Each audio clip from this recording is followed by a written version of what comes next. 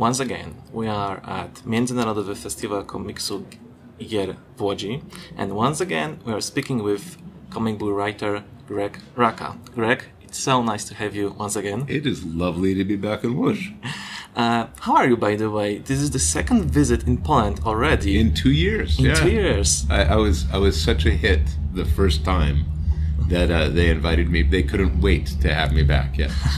I saw you at Friday at the exhibition. Yeah, it wasn't open when I was here in 2022, and if anybody who sees this or hears this gets the chance, they absolutely need to come and visit it. It's a phenomenal exhibition on just not only what comics are, but how to make them.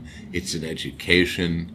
I was there with another professional who was talking about in the United States how the book publishers, not the comic book publishers, but the book publishers are trying to move into comics, except their editors don't know anything about comics. And we were saying they need to send all the editors to the museum in Łódź so they can see these exhibitions, because they're wonderful. They're really wonderful. And then of course there's the whole computer game section, which is amazing as well. So 2 years ago, I asked you about your involvement in Batman Caped Crusader project, and at the time, it wasn't so much official about all of this, because I think Ed Brubaker mentioned it somewhere on one interview. I think he had said in a newsletter. Yeah, exactly. Yeah, I'm trying to.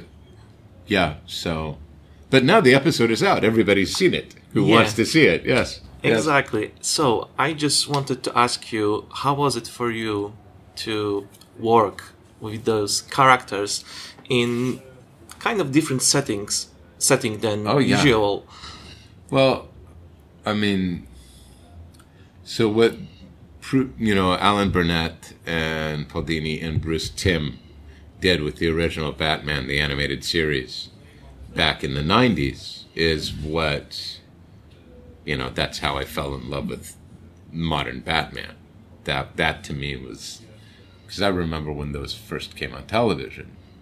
So, when Ed reached out and he said, we want to do an episode. And I was like, so, wait, I get to write an episode for Bruce Timm's new animated thing? Yeah, I'll do that. I'll do that in a heartbeat. And it was a terrific experience, They were tremendous. Ed is a incredibly talented writer. He's, they knew what they wanted. And, Ed offered me basically 2 episodes. He said, it's either this one, it's the Montoya one, or this one, which is sort of the Gotham Central one. And I said, I'll do the Montoya one, thank you, duh. And yeah, it was a blast. It was terrific. And in a way, it's sort of like completing a journey, because, as I said, I sort of started with Batman as an animated show, and in many ways, I feel sort of like I've ended that journey. So, when you worked at writing that episode, did you have any insight of what they are doing with the other episodes? So everything will be... Yeah, there was an overview and I was given, direction, and I saw some designs. They showed me some designs, and it was clear, Batman was to be written a certain way, Bruce was to be written a certain way, that there were elements of the story that they very clearly, in the ways that they wanted the characters portrayed. So it's always, sometimes you'll hear writers complain about having, I guess, I don't want to say instructions, but I guess restrictions.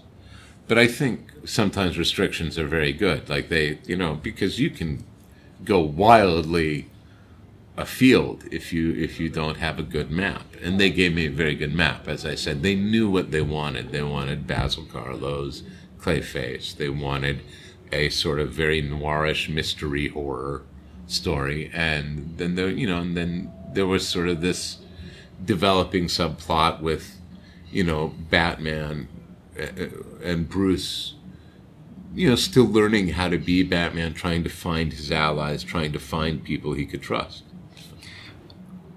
With the general overview of the series, of the characters, was there anything that was a big surprise for you that was a bit different than usual when you think about those characters? In the overall that they've done? I thought I was surprised the direction they took Harley. I don't think I was surprised, but I was impressed, I think, with they've made some decisions. It's a version of Batman, and the wonderful thing about Batman is that he is constantly being reinvented. This is a different Batman than the Batman that we saw 30 years ago. And that Batman is different from the Batman we saw 30 years before that. He keeps changing, and he should. These characters need to evolve, or at least they need to keep pace with the time around us.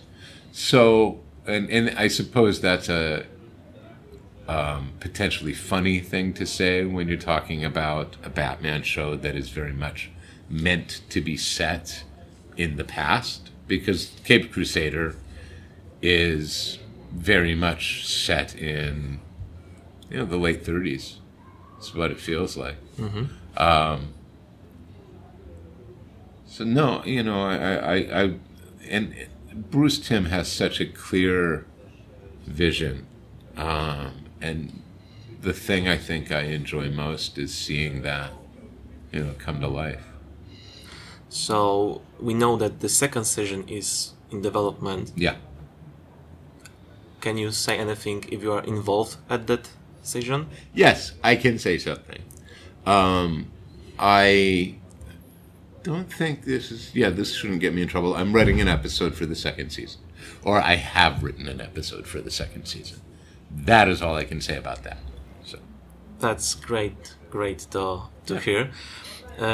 Okay, so now I would like to ask you about, because I know that a lot of people were asking about that, at least I saw it on the internet, about your Black Magick book. Oh, Nicola went off and did this thing with Kelly Sue DeConnick, and you may have heard about it.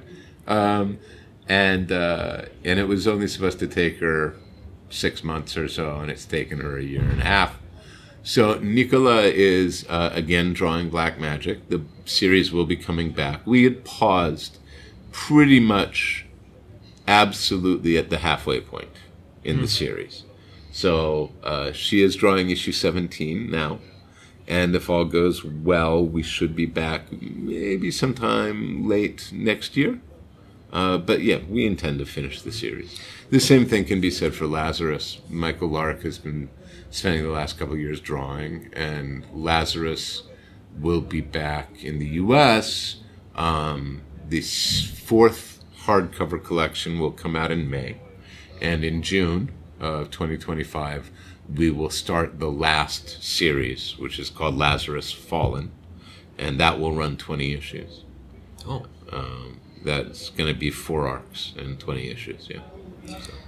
Any other project that you're working on right now and you can say? Well, I'm doing a book with writer Eric Troutman and artist Mike Henderson called The Forged, which is sort of a sci-fi space opera, pulp adventure, over the top, little tiny bit naughty sort of thing. And that's been a lot of fun. Cully Hamner is drawing a series, it's a mini-series, that hopefully will come out next year. So there's lots of work in the pipeline. It just hasn't come out yet. Nice. My last question would be, what brings you the most happiness in comic books? What do you associate happiness in comic book with? So for me, that's a different answer than, because I'm on the inside. So what gives me the most joy? I love it when I see pages. When I open an email and there's a page from Nicola or Michael Lark or Mike Henderson or Leandro or Cully or anybody I'm working with, and when those pages come in and they are, you know, they're always better than what I've imagined in my mind. And it's fantastic. It's a wonderful feeling. It's a wonderful feeling to be able to work with people who are so talented and can take, you know, my scripts and then make them so much more. It is a joy and it's a privilege. I love it. Beautiful. Greg, thank you very much. Yes, my pleasure. It's nice to talk again. Nice to talk with you again, likewise. And I hope we're gonna see you soon enough. I maybe hope so. maybe 2026 when we get every 2 years. Let's hope so. Yeah.